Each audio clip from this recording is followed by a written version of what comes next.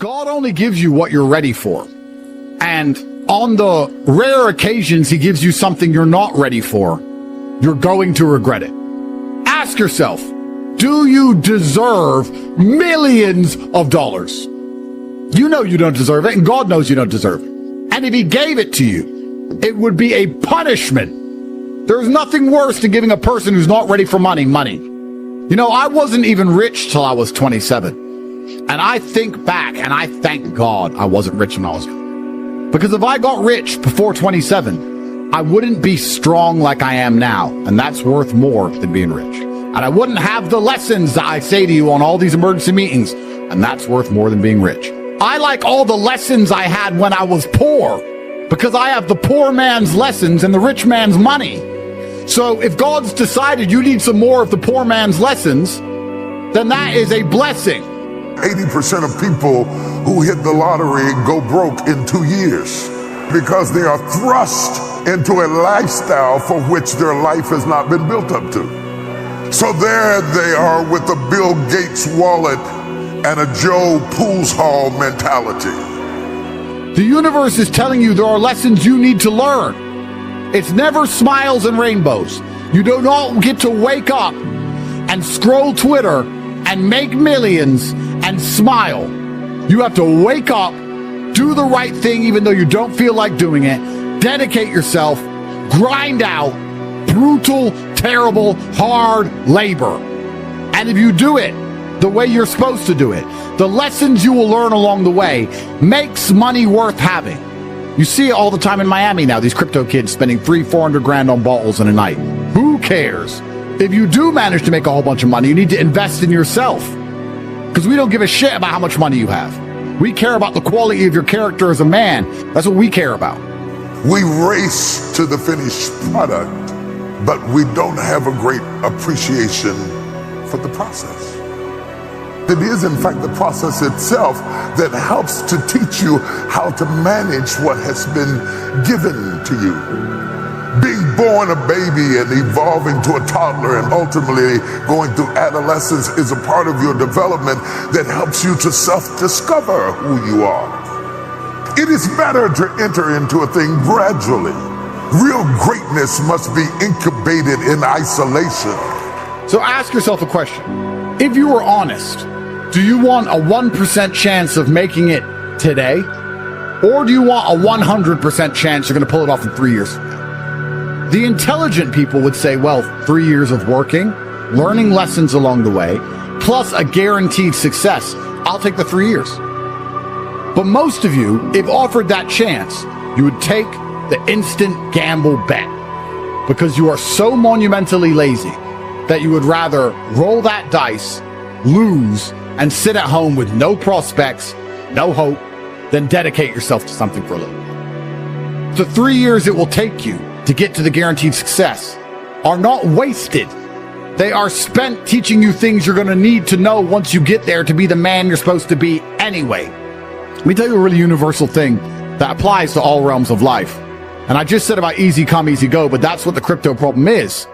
People are making money now so easily, they're losing scope of what money is. I grew up in a world where 10 grand got someone killed. Crypto's got it all messed up to the point now where people think 10 grand is absolutely nothing. The true wealth that you obtained from making money in the olden days were the lessons you learned as you made the money. You had to learn how to do taxes. You had to learn how to deal with the government. You had to learn how to sell to customers. You had to learn how to have staff, keep them motivated, how to sell. You would learn things. It's easy to win at anything if you're good at other things. I want to make you all feel better. If you're watching this and you didn't become a millionaire yesterday, I want to make you feel better. Because there are timelines in this multiverse where you caught that $1 million pump and you got in your car and you crashed. You could have caught that $1 million pump and somebody you love would have heard about it and got excited and tried to drive home a little bit quicker and crashed their car. And if you could then, with hindsight, be offered 2 timelines, do you want that pump with these scenarios, or do you want to ignore the pump and everyone be healthy? I know you're sitting to think, but Tate always says work, lock in. I do. But you are making a deadly mistake with this asinine conflation between perma-loss and getting wrecked and work. So this terrible FOMO, this chasing shiny objects to imagine this perfect world where you pulled off this free money from the sky that you didn't even work for. You need to get that out of your head.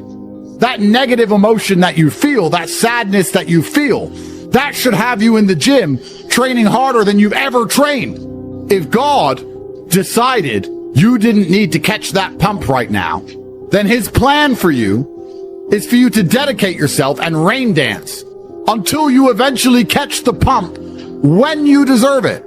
Taking the L on your chin like a man and saying, yeah, I didn't deserve that money yet. As you get older, you get to look back and you get to put your whole story together, the whole tapestry together. I knew I wouldn't stay poor. Did I ever think I'd get this rich? But did I ever think it would probably happen at this level? No. But it's amazing how the compounding interest of just endless raw action adds up. But I really believe God's given me one of the best lives, and I can't complain about anything bad that's happened. It's all been fantastic. I'm truly thankful for all. Thank you, God, for that difficult time. I think if a couple bad things happen to you, you should be intelligent enough to realize that eventually you're going to get over it and you're going to learn an important lesson. It's going to change you in the correct direction. And Allah's the best of planners, and he knows what you need to learn. I think that as humans, especially as men, we only learn the hard way anyway. There's no easy way to learn a lesson. You have to learn the hard way. So God gives us lessons via difficulty. He thinks you need to learn this about yourself or this about other people. So I'm going to give you a difficult time so you can learn your lesson. Because if I told you, if I just said, hey, Andrew, this is how the world works, you go, yeah. But when I show you, when you feel it, my fight coach used to say, you have to feel it to believe it. He was teaching low kicks. He'd kick your leg off because you don't believe in the power of a low kick. You don't believe a low kick can be so devastating unless you've felt it. You have to feel it to believe it. So God will give you a difficult time so you learn your lessons. And the lessons are very important for you to be the person who you need to be in this life. He's the best of planners, and I'm thankful for all the lessons he's given me. He's bestowed knowledge upon me.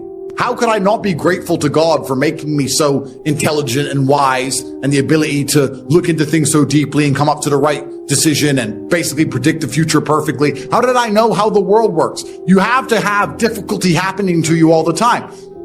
So when you sit and say, I want an easy life, what you're saying is you're a dummy and you want to be a dummy. You want to stay a dummy. I want an easy life and I don't want anything bad to happen to me because even though it will teach me lessons, I'm too big of I can't handle the emotional pain. I can't handle the stress. So you want to stay a dumbass. I don't want to be a dummy. I want to be smart. If I want to be smart, then hurt me. All of the wisdom I have, all of this knowledge I speak, all of these things I say have been learned through basically difficulty of life, through professional fighting and being poor and all bad things happening to me and struggle. All of my lessons have been bad things, bad events, bad scenarios, bad situations, pain, suffering, anger, resentment. All of these horrible emotions are how I've learned everything. So I thank God for giving them to me. And anyone who wants an easy life wants to stay a dummy. What do you learn if you just get money, you buy a crypto coin, it blows up, you get some money, you sleep with some girls, you go to some restaurants? What do you learn about anything? When bad things happen to me, I just kind of enjoy it.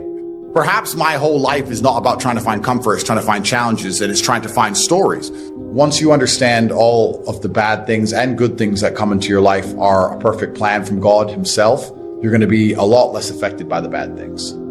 If something bad happens to you, it's part of God's plan. He knows what he's doing. In the end, you're going to be happy it happened. I often ask people, is there anything bad that's happened to you in the past at the time you were distraught about that you now wish didn't even happen? And truthfully, you're like, no, I'm kind of glad it all happened because of. So if you understand you're always going to get there eventually, why be upset about it now, right? If you know in a year from now you'll be glad it happened, why be upset about it happening now? You have to be cerebral enough about things. Everything you're going through is preparing you for what you ask God for, because the process is necessary. You may not see it now, but when he gets you on the other side of it, you're going to see exactly why it went that way, and you're going to be okay with it. This is the problem. To those of you that are building and believing and really feel the pull of destiny, you need to be patient with the process and not enthralled with the promise. Oh, Lord, why me? You ain't the only one. Pull yourself together and quit tripping because you in the process. Could it be possible that your life is stagnated because you have an attention deficit? You didn't give the attention to it that it takes to win it. Listen at this. It's not just that people step over you when you're in that acorn stage. Sometimes you step over you because you're so busy trying to compete with the trees that you haven't gone through the process of the acorn. Give it some time. Give it some water. Give it some focus. Until you can clap for the seedling, you will never see the tree. Until you can appreciate the process, you will never get to the problem. But until you learn how to appreciate where you are in the process, you won't get the power to evolve to your ultimate destiny. You're in love with tomorrow, but you're neglecting today. And when God sees you neglecting today, He will not give you tomorrow. So you need to take your eye off of the tree and water what you got now. I think that a lot of people don't understand that it's all of the challenges and struggles that's going to make them, it's either going to make or break them. I was sent a study about stress from somebody. It's probably the best study I ever read. And it's talked about the placebo effect of stress. And it said that they took some of the most stressed people in the world, CEOs, etc. And the ones who believed that stress was really bad for them were dying earlier because of the cortisol inside of their blood. And they said stress was really bad for them, they were having heart attacks. But the ones who believed that stress was good for them and it made them perform, I perform under pressure, stress is good for me, they were living longer. So the same drug inside of their blood, how they framed it inside of their mind had different effects on their body. So from that point onwards, even though I already thought this way, I knew it was the right way to think innately because I've done pretty good in life that way. But this confirmed it. Every time I feel stressed or under pressure, I get excited. It's how you look at the problems and how you use them to fuel you. What's the problem for the average man today? What's the biggest problem? I think there's a whole host of problems. But what you have to do is frame it inside of your mind and understand that all of those problems are going to allow you, give you the fuel, the unlimited motivation that you need to become a successful and beautiful individual if you frame it in the right way.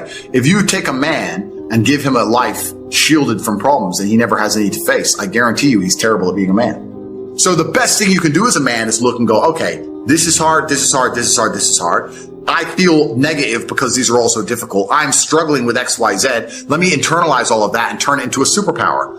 Let me become genuinely uncomfortable with my situation in life and go and fix things. Because like I said, the universe is absolutely and utterly very giving. And if you truly hated being in the position you were in, you wouldn't be there very long. I think that the number one problem with the world today and the biggest problem that men face isn't the problems themselves. It's just the way that they are been taught to mentally frame issues. People think when bad things happen to them that somehow they're a victim to the universe and bad things only happen to me and this is so terrible. They don't understand that bad things happen to everybody, and the most successful person you know had all those, probably maybe even worse, at least the same bad things happened to them. They just framed it differently and used it. So I don't pray for an easy life.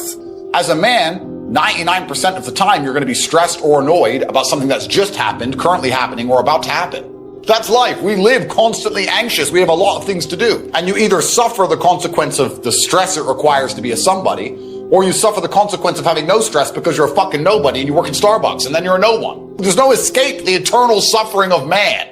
So many men say to me, oh, how I don't feel happy. I'm like, so? You think I'm happy? 7 criminal convictions. I got nearly $1 billion. I'm still stressed. I got criminal convictions, work to do. I was up at 6 a.m. I got to go here. I got to go there. I've got to train. I've got to do this. I've got to do that. At what point do you think you've earned the right to wake up as a man and feel happy? Losers have this problem with temporary motivation. A loser will come and say, I really want to change my life. I can't live like this anymore. And they'll mean what they say for about 2 days. And then they're happy to go back to being a loser again. You know, they really want it Monday to Friday, but on the weekend, they're happy to go back to how they were. And that's why they never escape. They never get the terminal velocity required to break free from the atmosphere of mediocrity. I'm conditioned to win, but I'm not going to lie and pretend that that mindset means I live stress-free. In fact, I would argue that I adopt endless stress all of the time because I'm looking for problems to solve, because I'm looking for money to make. I'm looking to win. There's nothing more beautiful than absolute accountability as a man. Absolute accountability for all things, both the good and the bad, to blame absolutely everything on themselves. I promise you, If you stop making excuses, you stop waiting and praying for some kind of better future, and you wake up every day and say, all of the good in my life is my fault, and all of the bad in my life is my fault, and I'm the only one who can fix this. It's never going to get better by itself. It's never going to be easy. I have to win by force. I must force myself and my mind to brutally perform. There is a degree of comfort that comes when you understand that the power is within your own hands.